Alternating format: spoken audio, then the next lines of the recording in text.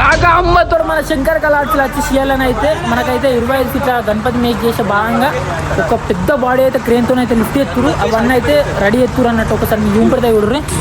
అసలు చూతురు కాక మనకు వచ్చేసి మస్తు మంది అయితే కష్టపడుతురు ఆ బాడీ ఎక్కియానికి అయితే. అప్పటికెళ్ళి బాడీ అయితే సెట్ అవుతుంది అన్నట్టు.